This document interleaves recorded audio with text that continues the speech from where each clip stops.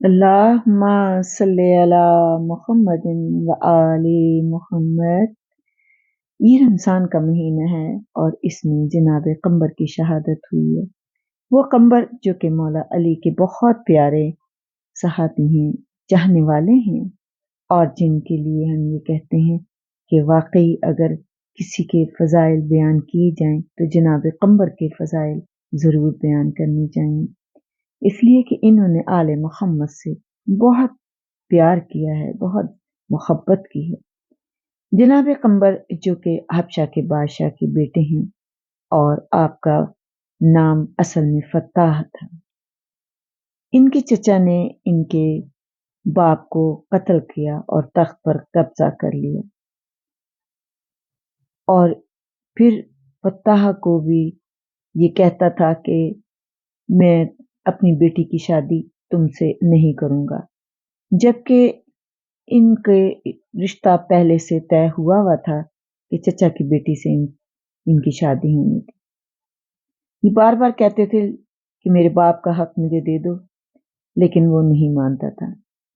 एक दिन बादशाह ने कहा कि तू मुझे हर रोज आके तंग करता है, अगर तूने मेरी बेटी से शादी करनी है तो मैं तुझे इस कीमत पर, इस शर्त पर अपनी बेटी की तुझसे शादी कर दूंगा और ये तख्त भी मैं तुझे वापस कर दूंगा। तो एक शर्त है। फत्ताह ने कहा शर्त बताइए। चचा ने कहा कि मुझे अली का सर ला दो। इसने कहा कुछ पता बताओ कहाँ है। ये हबशा में था और उसने कहा कि मुझे बताओ क्या, कौन है वो अली और कहाँ रहता है। कहा मदीने में रहता है, यानी अरब में रहता है। ये हबशा में है और मदीने जाना पड़ेगा तुम्हें और वहां जाके तुम्हें अली को कत्ल करना है। जब तुम मुझे अली का सर ला के दे दोगे तो फिर मैं अपनी बेटी की शादी तुमसे कर दूंगा और ये तख्त ताज भी तुम्हें वापस कर दूंगा। और फिर इस बादशाह ने अपने जगह जगह से बड़े मशहूर किस्म के पहलवान मंगाए हुए थे कि और जिनको हर रोज वो लड़ते थे, इसलिए तैयारी करवा रहा था कि वो अली से लड़ने के लिए जाएंगे। इसे अली मौला से कुछ लिल्लाही बुग़्ज़ था बस, और वो चाहता था कि अली को नाउज़ुबिल्लाह मैं हरा दूं किसी तरीके से, क्योंकि मुश्किल कुशा की सारी दुनिया में ही दूर दूर तक आपकी बहादुरी की चर्चे थे। तो इसने कहा कि तुम जाओ और जाके अली को खत्म कर दो, उसका सर ला के दो। तो जाहिर है इसके दो काम हो जाते। अगर अली मुश्किल कुशा कंबर को मार देते, फत्ताह को मार देते, तो उसका तब भी काम हो जाता। और अगर अली मौला अली मुश्किल कुशा का नाउजुबिल्लाह सर लेके आते, तब भी इसका काम हो जाता। यानी दो ही उसकी नजर में उसके उस बादशाह के उस वक्त दुश्मन थे। इस बादशाह का नाम अश्कबूज था। तो ये तैयार होके चले, साथ में वो जो पहलवान थे वो भी चले। तकरीबन 7,000 का लश्कर लेकर ये मदीना पहुंचे। पहुंचे तो उस वक्त तकरीबन शाम का वक्त था। लश्कर वहां ठहर गया और अब ये कहते हैं कि मैंने लश्कर को मदीने से बाहर ही रोक दिया, अपने खेमे हमने लगा दिए और हम वहां बैठे थे कि हम सुबह को पता करेंगे कि मदीने में अली कौन है। दूसरे दिन जब ये तैयार हो के अपने तलवार वगैरह लगा के मदीने में दाखिल हुआ, साथ ही से अपने दो साथी एक फखर और फजल को भी लिया और मदीने में दाखिल हुए। उसी वक्त मौला अली मुश्किल कुशा यहूदी के बाग में काम करके बेलचा कंधे पे था, मेरा मुश्किल कुशा, और आप बाग से बाहर आ रहे थे। तकरीबन सन्नाटा था। अब फत्ताह ने देखा कि एक जवान, यानी कि एक शख्स जिसके चेहरे से ही बहादुरी टपक रही है, जलाल टपक रहा है, बेलचा हाथ में सामने से चला है। उसने कहा सबसे पहले यही शख्स हमें मिला है, हम इसी से पूछ लेते हैं कि अली कहाँ होता है और कैसा है, क्या हुलिया है, क्योंकि हुलिया वगैरह उनके चचा ने भी नहीं बताया था कि अली का हुलिया क्या है। ये فتح مشکل کشا کے پاس پہنچا اور کہا کیا یہی مدینہ ہے؟ مشکل کشا نے کہا، دیکھا اسے، اور جیسے ہی آپ کی نظر فتح کے چہرے پہ پڑی تو آپ نے بے ساختہ کہا، صدقتا یا رسول اللہ، آپ نے صحیح کہا تھا یا رسول اللہ۔ اب یہ بات آپ دیکھیں کہ یہ خبر فتح تو وہاں سے آ رہا ہے اور رسول اللہ مشکل کشا کو یہ تمام خبر دے چکے ہیں کہ کیسے فتح نے آنا ہے، کیسے سوال و جواب ہونے ہیں۔ یہ دونوں بھائیوں کے راز ہوتے تھے جو آپ کو جب سب صحابی چلے جاتے تھے تو بیٹھ کے جو باتیں کرتے تھے مشکل کشا اور جناب رسول خدا۔ تو جب آپ نے فتح کے چہرے پہ نظر ڈالی تو آپ نے پہلے کہا صدقتا یا رسول اللہ، کیونکہ رات ہی رسول اللہ سارا منظر بیان کر چکے تھے۔ تو کہا کہ ہاں یہی مدینہ ہے۔ کہا اچھا تم کو کچھ خبر ہے کہ اس شہر میں کوئی علی نامی جوان بھی رہتا ہے جس کی بہادری کے بڑے چرچے ہیں کہ وہ بڑا بہادر ہے؟ کہاں رہ مشکل کشا نے اس کی طرف دیکھ کے کہا ہاں یہاں مدینے میں رہتا ہے۔ تو اس نے فتح نے کہا کیا کام ہے، کیا کام کرتا ہے وہ؟ مشکل کشا نے کہا تم یہ بتاؤ کہ تمہیں اس علی سے کیا کام ہے جو تم پوچھ رہے ہو کہ وہ مدینے میں رہتا ہے، وہ مدینے میں رہتا ہے، اس سے تمہیں کام کیا ہے؟ تو فتح نے بڑے غرور سے کہا میں اس کا سر لینے آیا ہوں۔ اس کا سر لینے آئے ہو؟ کہا ہاں تم مجھے بتاؤ وہ مجھے مل سکتا ہے؟ تو پھر مشکل کشا نے دیکھا اور بڑے پیار سے کہا ٹھیک ہے وہ تمہیں مل جائے گا، لیکن وجہ تو بتاؤ کہ تم اس کا سر لینا چاہتے ہو، اس کی تمہاری دشمنی کیا ہے؟ تم اسے جانتے نہیں ہو، تم نے اس کی شکل نہیں دیکھی ہوئی، پھر بھی تم کہہ رہے ہو، تم یہ بھی نہیں مکمل یقین کہ وہ مدینے میں رہتا ہے اور تم کہہ رہے ہو کہ سر لینے آیا ہوں۔ تو فتح نے کہا کہ میرے جو چچا ہے اس نے میرے تخت پہ قبضہ کر لیا ہے اور میرا رشتہ میرے چچا کی بیٹی سے ہوا تھا، اب وہ میری اپنی بیٹی سے میری شادی بھی نہیں کرنا چاہتا، وہ کہتا ہے کہ علی کا سر لے کر آؤ تو جو میرے باپ کا خزانہ ہے وہ بھی مجھے دے دے گا، تخت بھی دے دے گا اور اپنی بیٹی سے میری شادی بھی کر دے گا۔ اس لیے اس نے یہ شرط رکھی ہے کہ علی کا سر لانا۔ تو مجھے یہ بتاؤ کہ کیا وہ مجھے علی مل سکتا ہے؟ آپ نے کہا کیوں نہیں مل سکتا، مل سکتا ہے، لیکن تم اس سے لڑ کیسے سکتے ہو؟ کہا کیوں کہ علی بہت بہادر ہے۔ کہا اچھا ذرا میں نے اس کو دیکھا نہیں ہوا، علی کو ذرا اس کا مجھے سراپا بتاؤ کیسا ہے؟ کہا بس یہ سمجھ لو کہ جیسا میں نظر آ رہا ہوں، جیسے تم مجھے دیکھ رہے ہو ایسا ہی ہے علی بھی۔ تو اس نے کہا کہ بالکل تمہارے جیسا ہے، جتنا تمہارا قد ہے، جیسے تمہارا جسم ہے، جیسے تمہارا چہرہ ہے، کہا ہاں بس جیسے میرے جیسا ہی بالکل۔ اچھا تو تم جو علی سے لڑائی کرو گے تو فتح پہلے تم میرے ساتھ لڑائی کر لو، میرے سے تلوار کا مقابلہ کر لو، اگر تم مجھ سے جیت گئے نا تو یہ سمجھو کہ تم بڑے آرام سے علی کا سر لے جا سکتے۔ فتح نے جو اپنے ساتھ فخر کھڑا تھا اور فضل کھڑا تھا، اس نے فضل سے کہا تم اپنی تلوار مجھ پہ دو۔ انہوں نے تلوار دی، کہا کہ تمہیں تلوار کی ضرورت ہے، تمہارے ہاتھ میں تو بیلچا ہے، تم ایسا کرو بیلچا رکھ دو اور یہ میرا جو دوسرا ساتھی ہے اس کی تلوار تم لے لو۔ تو مشکل کشا نے کہا نہیں نہیں تم وار کرو۔ فتح نے تلوار اٹھائی اور مشکل کشا پہ وار کیا۔ مشکل کشا نے بیلچے کو بلند کیا، اس کی تلوار دو ٹکڑے ہو کے گر گئی۔ اب اس کے پاس تیر تھا، اس نے تیر چلایا، جیسے اس نے تیر چلایا مشکل کشا نے بیلچے سے تیر کو بھی توڑ دیا اور کمان کی ڈوری بھی ٹوٹ گئی۔ بڑا پریشان ہوا کہ میری تلوار بھی ٹوٹ گئی اور میرا تیر بھی ٹوٹ گیا۔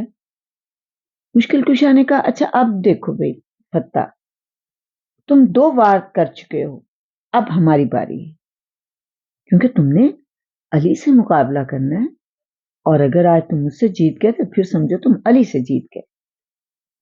اب میں وار کرتا ہوں، تم روکو۔ فتح نے اب سپر کو چہرے پہ لیا، اور اس کی سپر کوئی معمولی سپر نہیں تھی، بڑی زبردست تھی، اس لیے کہ وہ اسپیشل جنگ کرنے کے لیے خاص طور سے بنوا کے لے کے آیا تھا کہ اس نے علی سے جنگ کرنی ہے، تو اس لیے وہ اس کی سپر بہت مضبوط بنی ہوئی تھی۔ حبشہ کی تو ویسے بھی ہتھیار بڑے مشہور تھے۔ اس نے جیسے ہی سپر کو اٹھایا، مشکل کشا نے بیلچہ اٹھایا اور بیلچے سے سپر میں مارا، اب وہ سپر بھی 2 ٹکڑے ہو کر گری۔ اب آگے بڑھے اور فتح کی کمر میں جو پٹکا ڈلا ہوا تھا نا، اس میں ہاتھ ڈالا اور اس کو بلند کیا۔ فتح اب بتاؤ، تمہیں زمین پہ پھینک دوں یا تمہیں آرام سے اتار دوں؟ اب وہ آپ کے ہاتھ کے اوپر ٹنگا ہوا ہے، وہ دیکھ رہا ہے کہ فضل اور فخر بڑی حیرانی سے دیکھ رہے ہیں کہ اتنا بلند وہ ہوا ہے کہ اگر واقعی علی سے اپنی فل طاقت سے زمین پر نیچے گراتے تو اس کے بھی شاید 2 ٹکڑے ہو جاتے۔ تو فتح نے فوراً کہا، نہیں نہیں نہیں نہیں نہیں، مجھے تم پٹکنا نہیں بلکہ مجھے آرام سے زمین پہ اتار دو، میں تو تمہارا تمام عمر غلام رہوں گا، غلامی کروں گا میں تمہاری۔ لیکن جب نیچے اتارا نا، وہ حیران ہو کے صرف علی مشکل کشا کے چہرے کو دیکھتا رہا، اور اس نے کہا، میں بڑا بہادر ہوں اور میرے ساتھ جو کھڑے ہیں یہ بھی بڑے بہادر ہیں، لیکن آپ ہم سب سے بڑے بہادر ہیں کہ جس حساب سے آپ نے تو کوئی وار کیا ہی نہیں اور آپ نے یہ جنگ جیت لی ہے، لیکن اب ایک شرط ہے کہ ساری عمر مجھے اپنے سے جدا نہ کرنا، میں نے آپ کی غلامی قبول کی ہے۔ یعنی اس وقت ان کی عمر 26 سال کی تھی۔ فتح گئے، 7,000 مسلمان بھی ساتھ تھے، تو فتح نے کہا کہ میں نے مولا علی سے کہا کہ اب مجھے بتائیں آپ کون ہیں؟ آپ نے کہا کہ تم جس علی کا سر لینے کے لیے آئے ہو میں وہ علی ہوں۔ اب ظاہر ہے جتنی فوج فتح کے ساتھ آئی تھی اس تمام فوج کو فتح نے مسلمان کیا، اور جب وہ سب مسلمان ہو گئے تو پھر مشکل کشا سب کو لے کے مدینے آئے۔ جناب رسول خدا صلی اللہ علیہ وآلہ وسلم نے دیکھا تمام حبشی جوان ساتھ تھے، اور یہ حبشہ کی پہلی فوج تھی جو مدینے میں اس طرح سے داخل ہوئی۔ جناب رسول خدا صلی اللہ علیہ وآلہ وسلم کے پاس جب مشکل کشا پہنچے تو آپ نے فرمایا کہ اے علی، اس فتح کا تم نے کیا نام رکھا ہے؟ اب یہ مسلمان ہو گیا ہے، اس نے کلمہ پڑھ لیا ہے۔ آپ نے کہا کہ یا رسول اللہ، آپ جانتے ہیں نا کہ جو ایک چڑیا ہوتی ہے جسے قمبرہ کہتے ہیں، جو اتنی خوبصورت آواز میں گاتی ہے، میں نے اس کا نام قمبر رکھ دیا ہے۔ چڑیا کو قمبرہ کہتے ہیں اور میں نے اس کا نام قمبر رکھ دیا ہے۔ تو رسول اللہ نے کہا کہ آج سے ہم بھی اسے قمبر کہہ کے پکاریں گے، اور پھر سب مدینے والے ہی انہیں قمبر کہتے تھے۔ اصول کافی میں امام جعفر صادق علیہ السلام فرماتے ہیں کہ قمبر کے متعلق کسی نے سوال کیا تو آپ نے کہا کہ قمبر کے لیے میں تمہیں یہ کہتا ہوں کہ قمبر یحب علین حب شدیدہ، یہ قمبر علی سے اس قدر محبت کرتے تھے کہ یہ بات آپ کہہ رہے ہیں کہ قمبر کی شہادت کے بعد ذکر کر رہے ہیں، ان کی موت کے بعد ذکر ہو رہا ہے، اور آپ یہ کہہ رہے ہیں کہ تھا نہیں کہ قمبر محبت کرتے تھے، بلکہ آپ کہہ رہے ہیں کہ قمبر محبت کرتے ہیں، مرنے کے بعد بھی قمبر محبت کرتے ہیں۔ اور یہ حقیقت ہے کہ جو بھی محب علی ہوگا، جو مشکل کشا سے محبت کرنے والا ہوگا، وہ زندگی میں بھی کرے گا اور بعد مرنے کے بھی کرے گا، اور یہ بات تو محب علی ہی جانتے ہیں کہ مرنے کے بعد کیا محبت ہوگی۔ تو آپ امام جعفر صادق علیہ السلام فرماتے ہیں کہ اتنی شدید محبت کرتے تھے کہ قمبر کے علی کے غلام علی کے محب ہیں، قمبر علی سے شدید محبت کرتے ہیں، اور حالانکہ موت ہر رشتے کو ختم کر دیتی ہے لیکن محبت علی دنیا میں بھی باقی رہتی ہے اور مرنے کے بعد بھی باقی رہتی ہے۔ مولا علی قمبر سے اتنی محبت کرتے تھے کہ ایک دفعہ رمضان کا مہینہ تھا، آپ نے 2 لباس خریدے اور درزی کو جا کر دیا کہ ان لباس کو جلدی سے سی دو۔ درزی نے دیکھا کہ جو مہنگا والا کپڑا ہے، آپ نے کہا، درزی نے کہا کہ مولا علی سے کہ یہ لباس آپ کا ہوگا، تو مولا علی کے جواب دینے سے پہلے قمبر نے کہا کہ عقل مند ہے، جانتا ہے کہ مولا علی کا ہی قیمتی والا لباس ہوگا، اس لیے کہ وہ میرے آقا ہیں، وہ میرے مولا ہیں۔ تو مولا نے بڑے مسکرا کے قمبر کو دیکھا اور دیکھنے کے بعد کہا کہ قمبر نہیں، یہ لباس تمہارا ہے، میرے لیے وہ سستے والے کپڑے کا لباس جو ہے وہ میرا ہے۔ تو کہا مولا یہ کیوں؟ درزی نے سوال کیا۔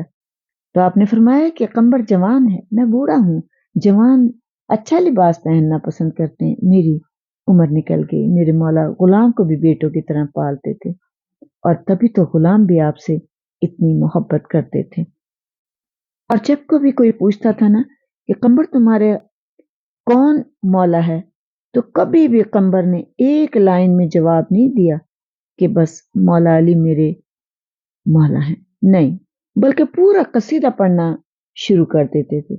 جب کوئی پوچھتا تھا کون ہے تو کہتے تھے کہ اول تو پہلے کہتے تھے اللہ میرا مولا ہے، اور پھر کہتے تھے کہ میرا مولا وہ ہے جو نعمتیں دینے والا ہے، علی میرا مولا ہے، اور پھر اس طرح خاموش نہیں ہوتے تھے تو کہتے تھے کہ مولا میرا وہ ہے کہ جس نے 2 قبلوں کی طرف نماز پڑھی، میرا مولا وہ ہے کہ جس نے 2 منہ والی تلوار سے جنگ کی، میرا وہ مولا ہے کہ جس نے 2 بار ہجرت کی، میرا مولا وہ ہے جو ایک ہاتھ سے 2 نیزے چلا سکتا ہے، میرا مولا وہ ہے کہ جس کے 2 بیٹے نرین ہیں، میرا مولا وہ ہے جو 2 عالم کا مالک ہے۔